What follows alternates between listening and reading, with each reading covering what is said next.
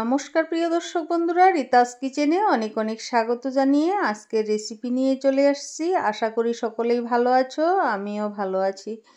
চলো রেসিপিটি শুরু করা যাক। প্রথমে আমি কড়াই বসিয়ে দিলাম, দিয়ে দিলাম সরিষার তেল 2 টেবিল স্পুন, ফোড়নে দিয়েছি কালো জিরে।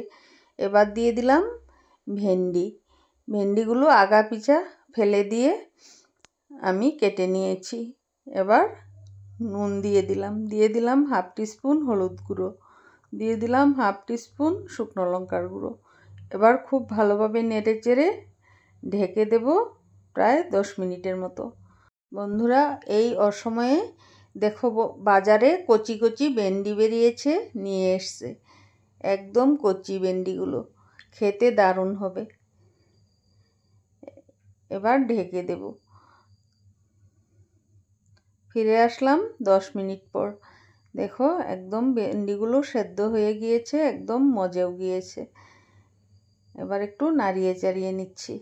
এবারে দিয়ে দিচ্ছি পোস্ত হাফ টিস্পুনের মতো সরিষা একসাথে বেটে নিয়ে দিয়ে দিলাম।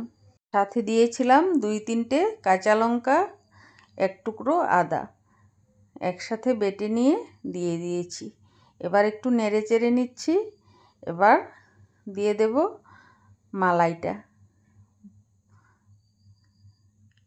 বন্ধুরা, ভালোভাবে ফেটিয়ে নিয়ে তারপর দিয়ে দিলাম।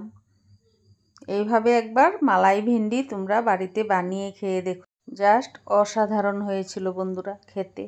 আমি এখন ভয়েস ওভার দিচ্ছি, খাওয়া হয়ে গিয়েছে। আমার রেসিপিটি যদি তোমাদের ভালো লেগে থাকে অবশ্যই লাইক, কমেন্ট এবং সাবস্ক্রাইব করে আমার পাশে থাকার বিনম্র অনুরোধ জানাচ্ছি বন্ধুরা। তোমাদের একটু সাপোর্টে আমি এগিয়ে যেতে সক্ষম হব। এবারে দিচ্ছি স্বাদের জন্য একটু চিনি, হাফ টিস্পুনের মতো চিনি দিয়েছি। এবারে দিচ্ছি হোমমেড ভাজা মশলা। এটা দিলেও হয়, না দিলেও হয়। যেসব বন্ধুরা আমার ভিডিওগুলো ফেসবুক পেজ থেকে দেখছো, প্লিজ একটু পেজটাকে ফলো করে দিও। ফিরে আসবো নতুন নতুন রেসিপি নিয়ে। সবাই ভালো থেকো, সুস্থ থেকো, আর আমাকে অনেক অনেক সাপোর্ট করে এগিয়ে যেতে সাহায্য করো। ইউটিউব থেকে যারা দেখছো তারা প্লিজ আমার চ্যানেলটাকে সাবস্ক্রাইব করে আমার পাশে থেকো।